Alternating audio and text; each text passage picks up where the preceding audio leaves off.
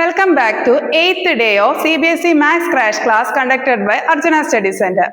So, കഴിഞ്ഞ വീഡിയോയിൽ നമ്മൾ linear equations of two variables ന്റെ graphical method ആണ് ഡിസ്കസ് ചെയ്തത്. പിന്നീട് കഴിഞ്ഞ വീഡിയോയിൽ തന്നെ നമ്മൾ അതിന്റെ ഓൾജിബ്രായിക് മെത്തേഡ് ഒന്ന് ഇൻട്രൊഡ്യൂസ് ചെയ്തിരുന്നു. ഇന്നത്തെ ക്ലാസ്സിൽ നമ്മൾ കൂടുതൽ ക്വസ്റ്റ്യൻസ് അതിൽ നിന്നും CBSE ബോർഡ് എക്സാമിൽ നിന്ന് വരാൻ സാധ്യതയുള്ള മോസ്റ്റ് പ്രോബബിൾ ആയിട്ടുള്ള ക്വസ്റ്റ്യൻസ് ആണ് നമ്മൾ ഡിസ്കസ് ചെയ്യുന്നത്. So take A notebook, we can learn together, we can grow together. നമ്മളൊരു ക്വസ്റ്റ്യൻ ഡിസ്കസ് ചെയ്യാണ്. നമുക്ക് ആദ്യം എന്തൊന്ന് വായിച്ചു നോക്കാം. The income of two persons A and B are in ratio 8:7 and the ratio of their expenditure is 19:16. If their savings are rupees 2,550 per month, find their monthly income. Question detail ആയിട്ട് ഒന്നുകൂടി വായിക്കുക. രണ്ട് ആൾക്കാരുടെ ഇൻകമിന്റെ ratio ആണ് 8:7. അതായത് അവരുടെ income രണ്ടെണ്ണത് പേരുടെയും എയുടെയും ബിയുടെയും ഇൻകം ഡിവൈഡ് ചെയ്ത് കഴിഞ്ഞാൽ നമുക്ക് 8/7 കിട്ടും.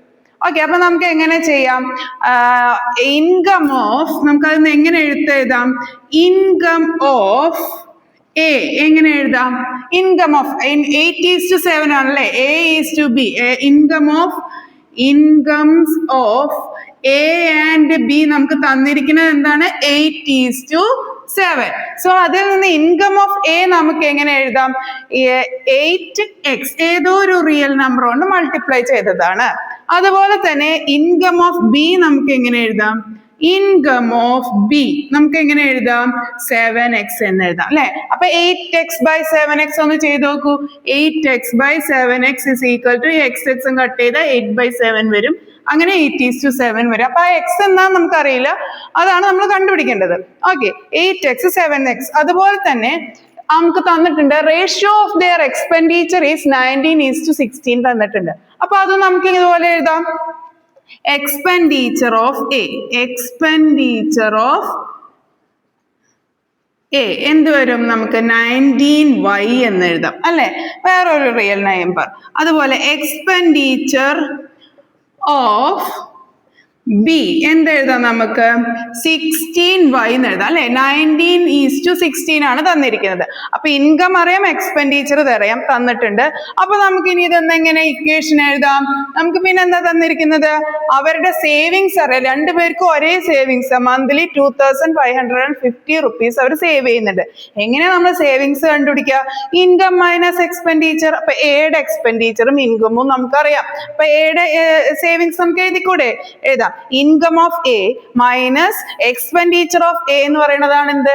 അവരുടെ സേവിങ്സ്, എയുടെ സേവിങ്സ്. അപ്പൊ ഒന്ന് എഴുതാം.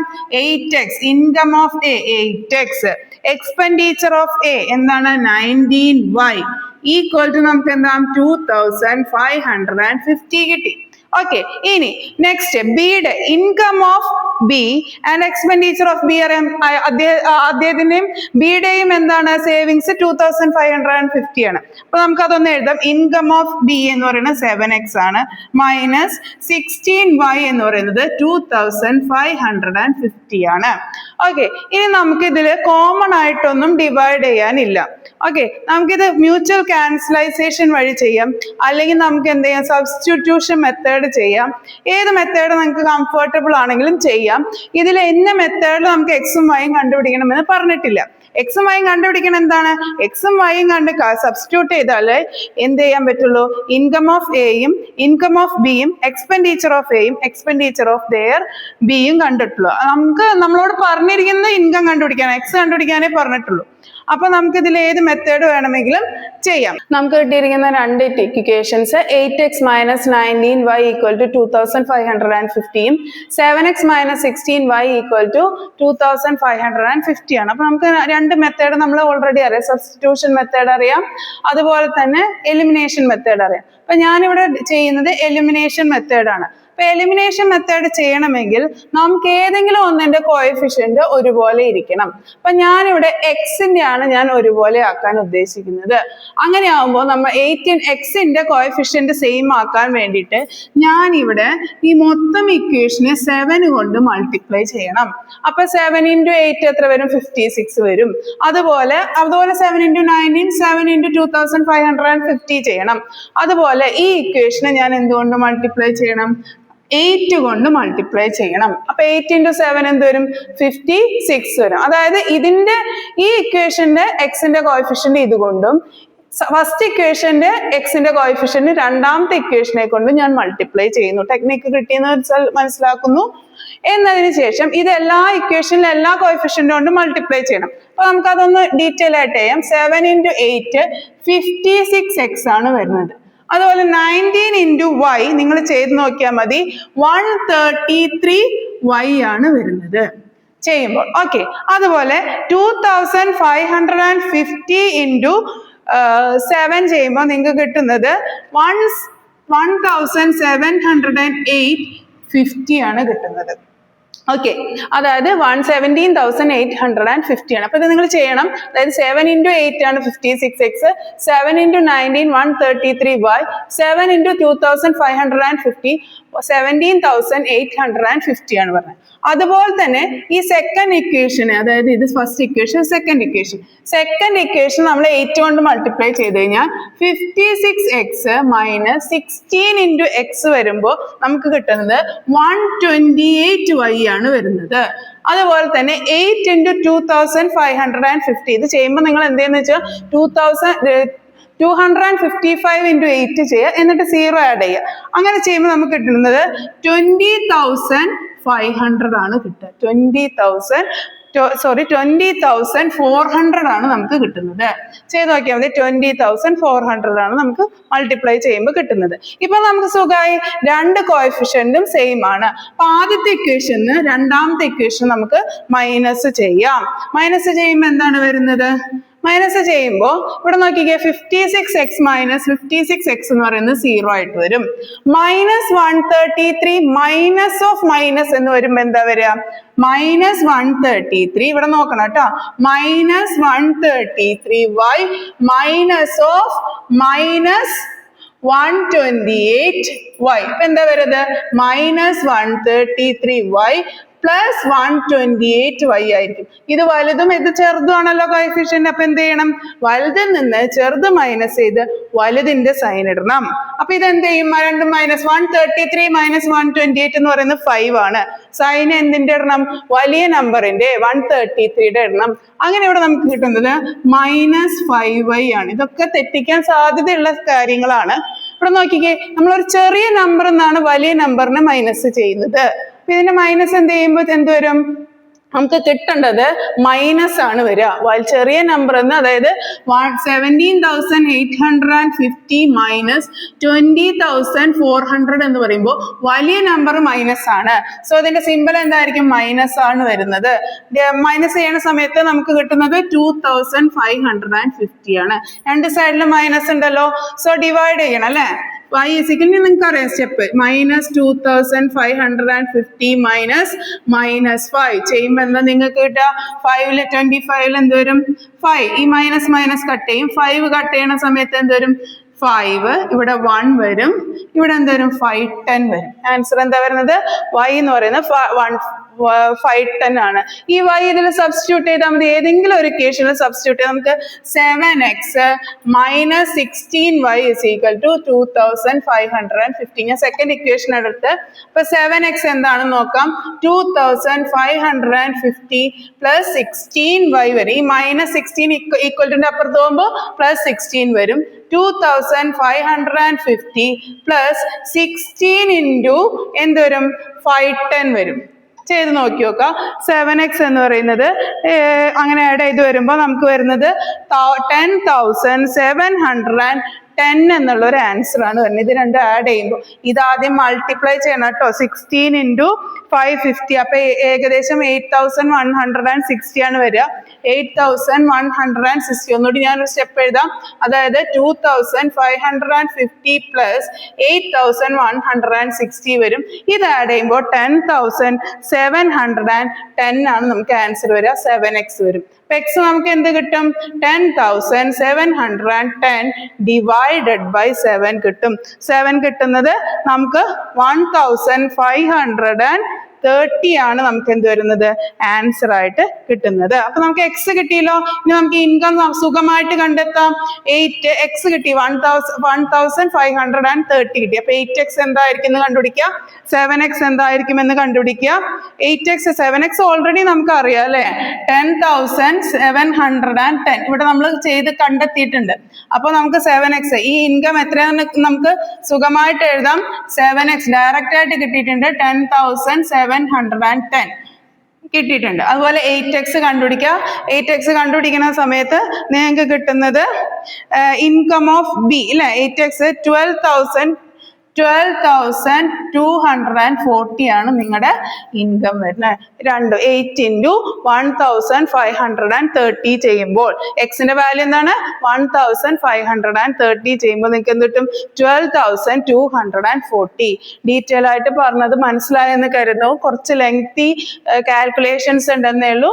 ക്ഷമിച്ചിരുന്ന് ചെയ്ത സുഖമായി ചെയ്യാവുന്ന ഒരു ക്വസ്റ്റ്യൻ ആണ്. വേറൊരു ക്വസ്റ്റ്യൻ നമുക്ക് ഡിസ്കസ് ചെയ്യാം. ഈ 49x plus 51y equal to 499. 51x plus 49y is equal to 501. Then find the value of x and y. രണ്ട് ലീനിയർ ഇക്വേഷൻസ് അല്ലെ, 2 വേരിയബിൾ ഇക്വേഷൻ നമുക്കൊന്ന് എടുത്തെഴുതാം. 49x plus 15y equal to 499. അതുപോലെ 51x plus 49y equal to 501. ഇങ്ങനെ question വന്നു കഴിഞ്ഞാൽ എന്താണ് ഈ ക്വസ്റ്റ്യന്റെ പ്രത്യേകത? എക്സിന്റെ കോഎഫിഷ്യന്റ് സെക്കൻഡ് ഇക്വേഷന്റെ വൈയുടെ കോഎഫിഷ്യന്റ് ആണ്. അതുപോലെ വൈയുടെ കോഎഫിഷ്യന്റ് എന്താ? 51. അത് നെക്സ്റ്റ് ഇക്വേഷനിൽ എക്സിന്റെ കോഎഫിഷ്യന്റ് ആണ്. ഇങ്ങനെ രീതിയിൽ ഈ പാറ്റേണിൽ ക്വസ്റ്റ്യൻ വന്നു കഴിഞ്ഞാൽ നിങ്ങൾ ഒന്നും ചെയ്യരുത്, ഇത് രണ്ടും ഈ രണ്ട് ഇക്വേഷൻസും ആഡ് ചെയ്യുക. ഈ രണ്ട് ഇക്വേഷൻസ് എന്ത് ചെയ്യണം? ആഡ് ചെയ്തിട്ട് മൈനസ് ചെയ്യുകയും ചെയ്യുക. രണ്ട് രീതിയിൽ ചെയ്യാം. ഒന്ന് ആഡ് ചെയ്യാം. ഫസ്റ്റ് ഇത് രണ്ടും ആഡ് ചെയ്ത് നോക്കാം. നമുക്ക് ആഡ് ചെയ്യുമ്പോൾ എന്താ പറയുക? 49 plus 51 എന്ത് വരും? 100x. ഇത് രണ്ടും ആഡ് ചെയ്യുമ്പോൾ എന്ത് വരും? 100y. ഇത് രണ്ടും ആഡ് ചെയ്യുമ്പോൾ എന്താ നിങ്ങൾക്ക് പറഞ്ഞത്? 10. 9 plus 1 10. ബാക്കി ഒന്ന് 10 plus 10 വരും. ബാക്കി 1 വരുമ്പോൾ 1000 വരും. ഓക്കെ, ഇനി മൊത്തം നമുക്ക് 100 കൊണ്ട് ഡിവൈഡ് ചെയ്യാലോ. 100 കൊണ്ട് ഡിവൈഡ് ചെയ്ത് എന്ത് വരും? X plus Y equal to ഇവിടെ എന്ത് വരും? 10 വരും. ഇതാണ് നമ്മുടെ ഫസ്റ്റത്തെ ഇക്വേഷൻ. ക്ലിയർ ആയെന്ന് കരുതുന്നു. ഇനി നമ്മൾ എന്ത് ചെയ്യുന്ന വെച്ച് കഴിഞ്ഞാൽ ഇതേ ഇക്വേഷനിൽ തന്നെ മൈനസ് ചെയ്യും. അതായത് നമുക്ക് ഇവിടെ ഇട്ട് നോക്കാം. 49x plus 51y equal to 499. അടുത്തത് 51x plus 49y equal to 501. ഈ രണ്ട് ഇക്വേഷനും ഒന്ന് മൈനസ് ചെയ്യുക. 49x minus 51 എന്താ വരുന്നത്? -2x ആണല്ലോ. 49 ചെറുതും 51 വലുതുമാണ് അല്ലെ. അപ്പൊ 49x minus 51x എന്ന് പറയുമ്പോൾ എന്ത് വരും? 49 മൈനസ് ആണ്, വലിയ നമ്പർ മൈനസ് ആണ്. അപ്പൊ നമുക്ക് ഇവിടെ എന്ത് വരാം? -2x. ഇവിടെ എന്ത് വരും? 2y. 51 minus 49 എന്ത് വരും? 2y ഈക്വൽ ടു ഇവിടെ എന്ത് വരാം? മൈനസ് 499 മൈനസ് 501 എന്ത് വരും? -2 വരും. ടോട്ടൽ ഈ ഇക്വേഷന് -2 ഡിവൈഡ് ചെയ്യുക. ഈ കിട്ടിയ ഇക്വേഷൻ എന്ത് മൈനസ് ചെയ്യണം? -2 ഡിവൈഡ് ചെയ്യുമ്പോൾ ടോട്ടൽ ഡിവൈഡഡ് ബൈ -2 ചെയ്യുമ്പോൾ നമുക്ക് എന്ത് കിട്ടും? -2 -2 എന്ത് വരും? എക്സ്. 2 - 2 എന്ത് വരും? -y equal to -2 -2 1. ഇതാണ് നമ്മുടെ സെക്കൻഡ് ഇക്വേഷൻ വരുന്നത്. ഈ സെക്കൻഡ് ഇക്വേഷൻ നമുക്ക് ഇതിന്റെ താഴത്തേക്ക് ഒന്ന് എഴുതാം. x minus y is equal to 1. ഇനി നമുക്ക് ഈസിയാണ് അല്ലെ. ഇത് രണ്ടും ആഡ് ചെയ്ത് കഴിഞ്ഞാൽ എന്ത് വരും? ഇത് രണ്ടും 0 ആയി പോകും. ഇവിടെ എന്ത് വരും? 2x ഈക്വൽ ടു 11 വരും. x is equal to 11/2 ആണ്. 11/2 കിട്ടി കഴിഞ്ഞാൽ y കണ്ടുപിടിച്ചൂടെ? x കിട്ടിയിട്ടുണ്ട് അല്ലെ. 11/x - y = 1 ആണ്. അതായത് 11/2 - y = 1 ആണ്.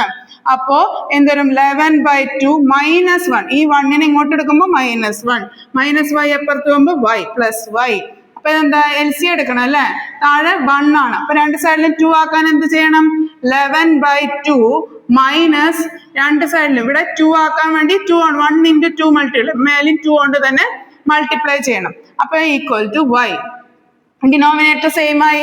11 - 2 എന്ന് പറയുന്നത് എന്താണ്?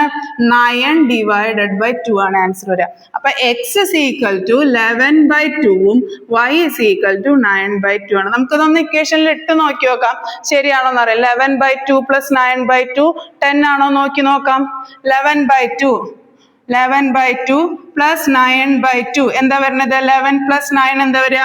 20/2 = 10. അപ്പൊ ഫസ്റ്റ് ഇക്വേഷൻ സാറ്റിസ്ഫൈഡ് ചെയ്തു. ഇനി രണ്ടാമത്തെ equation 11/2 x - y - 9/2 numerator minus ചെയ്യാം. 2/2 = 1. സെക്കൻഡ് ഇക്വേഷനും സാറ്റിസ്ഫൈഡ് ആണ്. അപ്പൊ നമ്മുടെ ഇക്വേഷൻ എന്താണ്? കറക്റ്റ് ആണ്. നമ്മുടെ സൊല്യൂഷൻ കിട്ടിയിരിക്കുന്നത്. x = 11/2 y = 9/2. ഓക്കെ.